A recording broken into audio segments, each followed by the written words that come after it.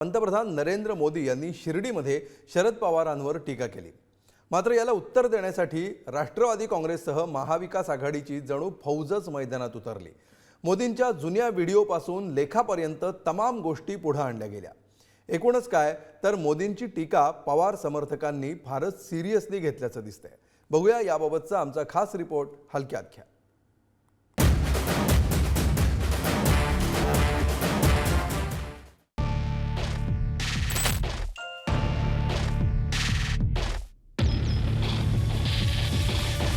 राजकारणात काही प्रसंग असे घडतात की ज्यावर काहीच बोलण्याची गरज नसते। आपण फक्त ऐकत राहायचं। प्रश्नही नेत्यांचेच असतात आणि उत्तरही नेत्यांचीच असतात। असाच एक प्रश्न गुरुवारी पंतप्रधान नरेंद्र मोदींनी उपस्थित केला। महाराष्ट्र के एक वरिष्ठ नेता केंद्र सरकार में कई वर्षों तक कृषि मंत्री रहे हैं। वैसे व्यक्तिगत रूप से तो मैं उनका सम्मान भी करता हूं, लेकिन उन्होंने किसान के लिए क्या किया? आता या प्रश्नाचं उत्तर शोधणं खरं तर महाकठीण, पण ज्यांनी हा प्रश्न विचारला त्यांनी त्याचं उत्तर आधीच देऊन ठेवलं होतं। विषय क्रिकेट का हो, चर्चा क्रिकेट की करनी हो, लेकिन वो बात तुरंत किसान पर आ जाते थे। याच सरकारनं शरद पवारांना पद्मविभूषण पुरस्कार दिला होता याची आठवण करून देत आपण पंतप्रधानांची मजबुरी समजू शकतो अशी प्रतिक्रिया सुप्रिया सुळेंनी दिली आहे। याच मोदी साहेबांच्या सरकारने आदरणीय पवार साहेबांना पद्मविभूषण हे त्यांच्या शेती आणि राजकीय केलेल्या विकासाच्या कामासाठी दिलेले आहे। पंतप्रधान मोदींनी गुरुवारच्या कार्यक्रमात शरद पवारांबाबत हा सवाल उपस्थित केल्यानंतर राष्ट्रवादी काँग्रेसचे प्रदेशाध्यक्ष जयंत पाटील यांना देखील त्यावर काहीच बोलण्याची गरज वाटली नाही। त्यांनी देखील फक्त हा जुना व्हिडिओ पोस्ट केला आणि सगळ्या प्रश्नांची उत्तरं आपोआप समोर आली। महाराष्ट्र के एक वरिष्ठ नेता केंद्र सरकार में कई वर्षों तक कृषि मंत्री रहे हैं। वैसे व्यक्तिगत रूप से तो मैं उनका सम्मान भी करता हूं,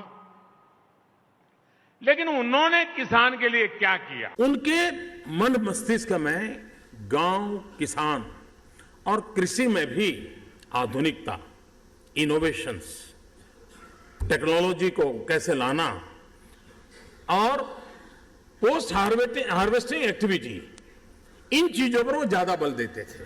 जितेंद्र आव्हाडांना तर पंतप्रधानांच्या टीकेमागचं खरं कारण अगदी नीट समजलंय। ऐका ते काय म्हणतायत। मोदींनी एकदाही टीका केलेली नाही, किंबहुना त्यांनी कौतुकच केले। जेव्हा जेव्हा ते आले त्यांनी पवार साहेबांचं कौतुकच केलंय की ये महान नेता है, इनसे सीखने जैसा कुछ बहुत कुछ है। हे नेते जाऊन कदाचित भेटले असते, म्हणाले असते आम्ही त्यांना एवढं आडवं तिडवं बोलायला लागलो त्यांच्याबरोबर असून सुद्धा, आणि तुम्ही काहीच बोलत नाही। आमचं होतं ना, खात्मा होता, आमचा सँडविच होतं, तुम्ही काहीतरी बोलायला पाहिजे पवार साहेबांविरुद्ध, म्हणून त्याने काय 5 मिनिटं घेतली आणि बोलले। शरद पवारांच्या मदतीला उद्धव ठाकरे देखील धावून आले। पहिल्यांदा देशात 70,000 कोटीची कर्जमाफी ही पवार साहेब कृषी मंत्री असताना केली। राजकारणात जे बोललं जातं ते खरं किंवा खोटं नसतंच कधी। नेते बिचारे निष्पापच असतात। त्या वेळीची परिस्थिती आणि गणित मात्र निष्ठुर असतात। आता हेच बघा। महाराष्ट्र के एक वरिष्ठ नेता केंद्र सरकार में कई वर्षों तक कृषि मंत्री रहे हैं।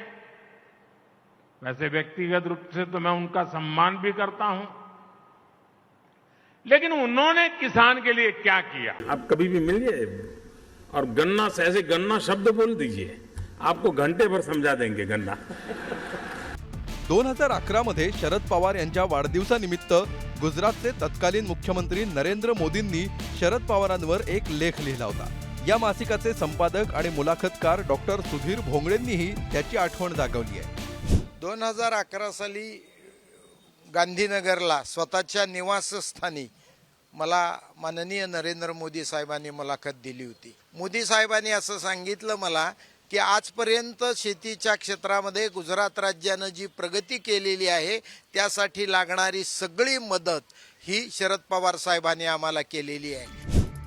निवडणुका येत असतात, जात असतात, नेतेही येत जात असतात, पक्ष आणि निष्ठाही बदलत राहतात। पण अशा महापुरुषांच्या तोंडून एकदा निघालेली विधानं कायमस्वरूपी कुठं ना कुठं मुक्कामी जातात. कुणाच्या हार्ड डिस्कमध्ये, कुणाच्या सर्व्हरवर, तर कुणाच्या मेमरी कार्डात. मग अशी जुनी विधानं आणि भाषणं निवडणुका जवळ आल्यावर वेताळासारखी बाहेर पडतात, नेत्यांच्या खांद्यावर येऊन बसतात.